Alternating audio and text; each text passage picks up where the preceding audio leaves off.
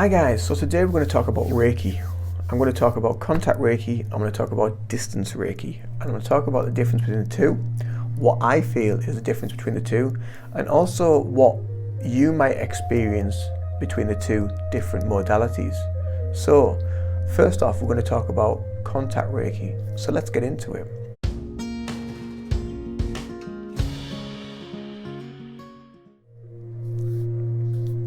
So contact Reiki, what is it? What can we experience in a contact Reiki session? So if you've never experienced Reiki before, if you've never experienced any sort of that healing modality, what is it? Basically, Reiki is a healing modality to bring forth a feeling of stillness within, to bring forth a feeling of peace.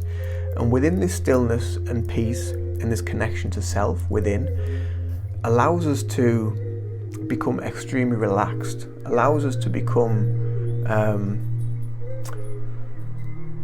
allows us to heal on a grander basis, on a larger scale. So it's not just physical healing, it's mental healing, it's emotional healing, it's spiritual healing, but it's also physical healing as well, because it's a holistic form of healing. And Reiki can be delivered contact via hands-on, touching various parts of the body, where the practitioner who is trained and has worked on themselves and has done a lot of healing work on themselves, they place their hands on various points down the body, either chakra points or where they feel intuitively drawn to, whatever their training or their Reiki master teacher has trained them to do. Then that is the practice that they will follow. And basically, as a recipient of the Reiki or the client of the Reiki, you'll be laid on a table, a Reiki table, a therapy table, or a massage table, or you may be seated. You might have a blanket put over you. There might be some gentle music playing in the background. There may be some incense burning in the room. And basically what will happen is the practitioner will then either maybe draw some symbols over you, or maybe just get you to lay quietly for a few minutes while they just center themselves and feel the energy within themselves, and then they will start placing their hands on the body. Usually, like for me, I tend to work from the head and I'll work down the body, and I will pick up things as I'm going along sometimes, not always, but usually I will pick up something somewhere on the body that I will just feel, and I'll talk about it at the end of the session. I don't let it distract my flow when I'm in the session. And I think that's an important part of contact Reiki is not me coming away to write stuff down that I kind of picked up on, because for me it's a flow and it's a process and it's a beautiful, peaceful place to be in. And if I keep going back and forth to a piece of paper, scribbling stuff down, and then going back to the client, working on more bits, then writing more stuff down, for me it feels kind of disruptive to my flow. But that's just for me personally. Other practitioners might be totally different. That might be their process. That's also totally fine. I'm not here to knock anybody's process. I'm just talking about my own process of how I work. And so basically the main points that I work with, usually chakra points. So I'll have hands on the top of the head, side of the head, third eye, back of the head, over the ears, the throat, shoulders. I'll put my hands on the shoulders. The shoulders are a really powerful place to go, because for me it feels like when I have my hands on the shoulders, not only is it going to the heart space, it's also going down the arms, and it's sending this loving frequency from me just down into the whole body. And it's almost like I'm intending, even though I don't control the Reiki is just flowing, but it's also like my intention is just seeing their body just filled with light, with this healing energy. And it almost feels as though the session and the process feels lighter at this point. And then I'll go to the heart, and then I'll go to the solar plexus, sacral, root chakra. Root chakra for me, I tend not to work around the hips or have my hands floating above kind of like that sensitive groin area. I tend to go straight down to the legs, and I'll work on the knees, the ankles, the feet, and I'll work on that grounding energy at the bottom of the body. And then I will go back over anywhere that I may feel some disruptions within the energy of the client. So for instance, some clients recently, when I've come to put my hands on their shoulders, which I know is going to their heart space or into their body, or if I've had my hands on the chest or above the chest if it's female, then I may, just for instance, just the other day I put my hands there and I felt like the whole room just dropped, and so I knew that there was an issue in the heart space. I then moved further down. Another client, I went to the sacral chakra, and so I was working on that area, and when I was at the head, I kept getting internal messages about the sacral chakra, about this pleasure center, about some blocks and disturbances going on in there. So while I'm doing the healing, I'm feeling and I'm hearing and I'm seeing and connecting to a lot of stuff that empathically I'm feeling is going on with the person. So usually there will be something that they will be aware of. So when I'll sit them down at the end of the session, I'll make them aware of what I felt, what they need to do moving forward, how they can help healing on that level within those centers. And then usually they will validate that to say, that's something that I don't do enough of, or I've just started doing that, so you'll probably start seeing improvements in that line of things as well. So there's a lot of different stuff that does go on, but for the client themselves, they might see colours, they might feel heat, they might have twitches or twinges within the body, they might feel tingles, they might feel cool breezes or drafts. This is all totally normal. They might have sort of a sudden pain or something within the body as well. Again, this can sometimes be totally normal, because it's just the Reiki doesn't do any harm. It's just releasing things. It's letting things go. And usually the twitches, cramps, spasms, that is the body's physical way of releasing anything that it needs to release from the physical body. So everything is happening what needs to happen within a Reiki session.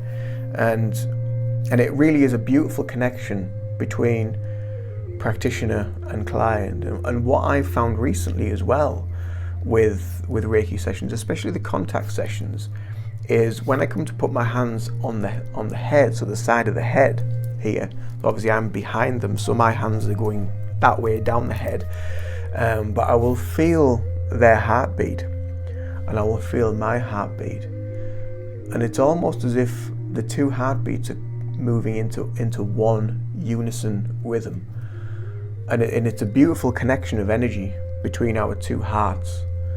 And it's something that I've recently, over the last few months, just started to become aware of, this wonderful connection of heart energy, this pure love energy that is coming from myself to the client, and almost back again, so it's like it's a meeting of the energies. That's the only way I can describe it. It's like a meeting of the energies.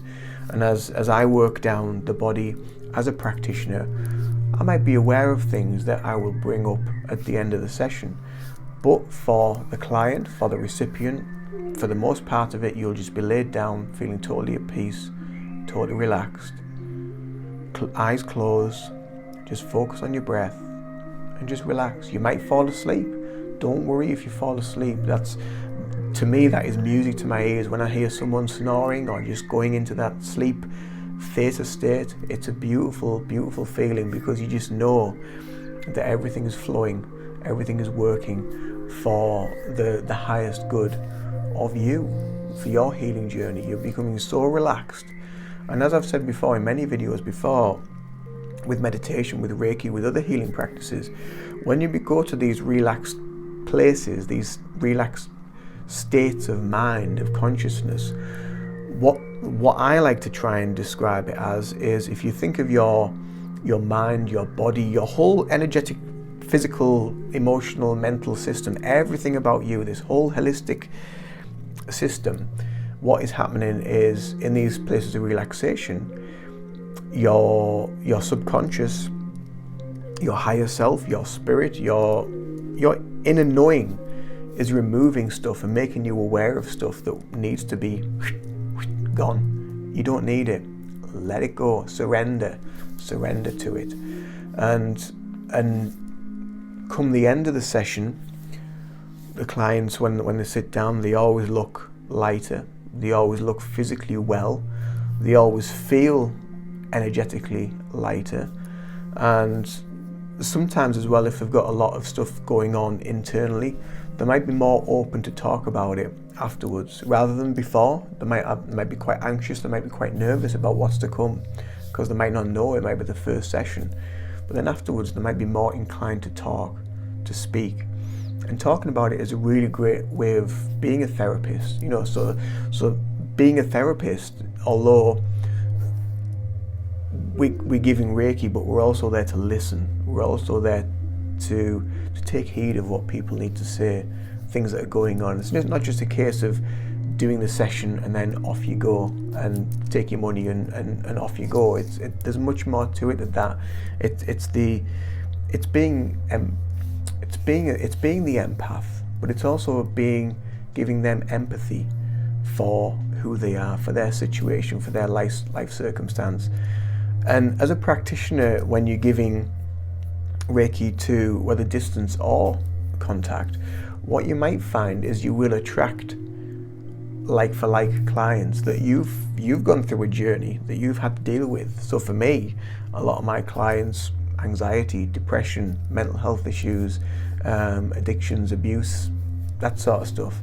So, and it's interesting how we attract these, because that light within us is the message, because we've been doing the work, we've done the inner work, and it's transcended to other people, and other people are aware of it, and they're passing the word on. You know, that go and see such and such, go and see them, they've really helped me. It's really brought a new level of awareness into my life of who I am and what I want to do. So that is contact Reiki. I hope that kind of breaks it down a little bit. But let's move on. Distance Reiki. Let's get to it.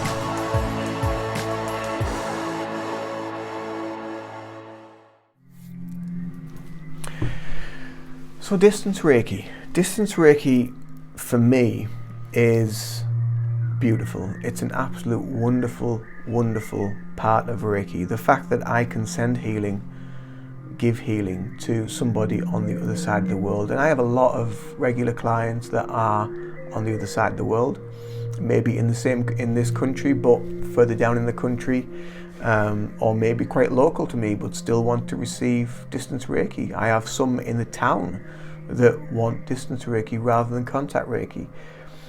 The benefit of distance Reiki is you can just remain at home. You find yourself a quiet, comfortable place to just be, to just lie down. You might fall asleep again. Again, don't worry about it. You still receive the healing. In fact, the reason why you fall asleep usually is because the conscious mind needs to be taken away, and the subconscious mind needs to come forward to engage and react with the energy. Because basically the subconscious, the higher self, all these elements of you recognize the energy and send it to where it's needed for you. So, and the practitioner isn't controlling the Reiki. You don't control the Reiki. The Reiki is just flowing. You are just a channel for the Reiki to flow through. But for me, distance Reiki, I tend to get a lot of information through distance Reiki rather than contact Reiki. So for me, contact Reiki is much more of an empathic connection to the client. So I will feel, not always, but I usually feel what they're feeling. I will get an indication of maybe something that they're going through, something that they need to be aware of. Whereas with distance Reiki, it's kind of like a lot of this information is given to me spiritually, just from awareness and just through a lot of, I suppose, inner work with myself to give me that, I suppose, ability to be able to do that. And 9 times out of 10, I'm usually somewhere near or on the money, but I'm not always right. You know, I'm not perfect. I still have little errors every now and again. But you know, it's not really about me giving messages. It's about the Reiki. It's about the healing, and that's the most important part about it. But again, so you can just enjoy this in the comfort of your own home. You can wear your pajamas, you can wear something comfortable, you can just get yourself laid into bed. You might want to receive the Reiki at night time when you're going to go to bed. Brilliant time to receive Reiki, because you are just in that getting ready to sleep state. You fall asleep, you receive the Reiki while you're asleep, it's working with you while you're asleep. You wake up feeling refreshed, feeling good the next day, feeling really good the next day, maybe with a greater sense of empowerment within yourself. You may want to receive the Reiki so you're kind of aware of what you're feeling, but try not to put too much thought into it. Just let it happen. Just let the energy just flow. Don't think too much about it. Don't kind of put too much focus on what's this, what's happening, what am I feeling, what can I see, should I be feeling this, I'm not feeling anything, is that right, what's happening, just let it go, just let all that go, just surrender to it, and just be open and accepting. Even settle an intention to receive the Reiki distantly from the practitioner that you're receiving it from. But really that's kind of it. There's not a lot of difference. So when you're having contact Reiki, you're laid on the therapy table and you just have your eyes closed and you're relaxed. If you're receiving it distantly, you're laid on your bed or you're sat in your comfy chair, you're in your pajamas or your comfies, relaxed. It's pretty much the same thing. You can set up your own little space, you can light some incense, you can play some soft music to enhance your healing, but fundamentally that is it. You want to keep it simple. The more simple you keep it, the more powerful the session will actually be, because you're not blocking it or filling the mind with different things or thoughts. Just go with it, just go with the flow and just allow, just accept. So now let's just talk about what you might experience after your Reiki session. So let's get into that.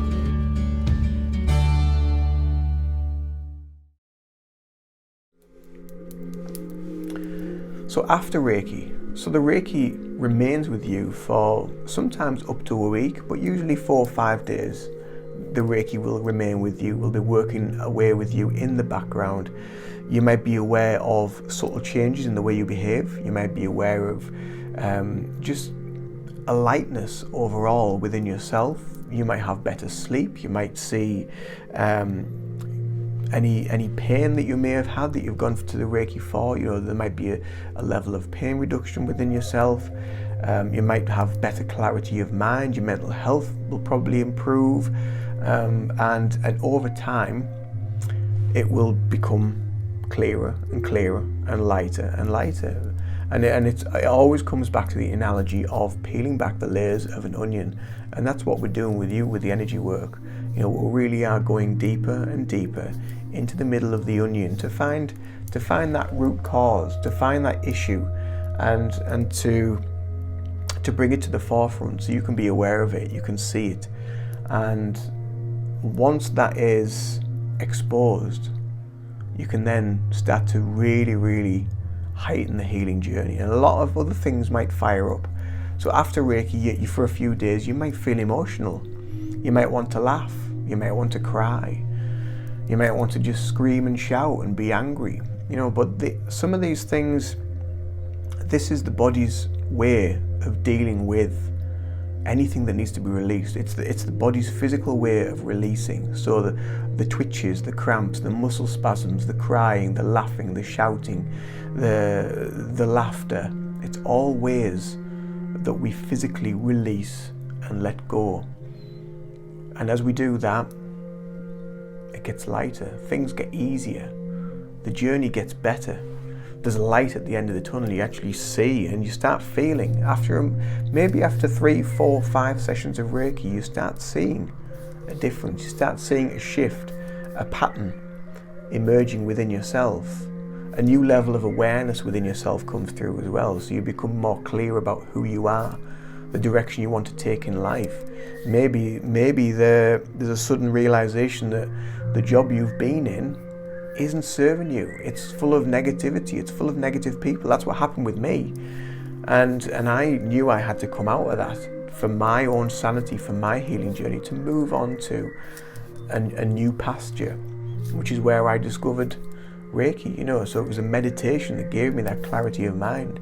Speaking of meditation, I also find it extremely beneficial, and many of my clients do as well. They've found that when they've combined the Reiki with a meditation, so Reiki during the week, meditation at the end of the week, it's really kind of enhanced everything, and it's moved the healing journey onto a whole other level. And it really does,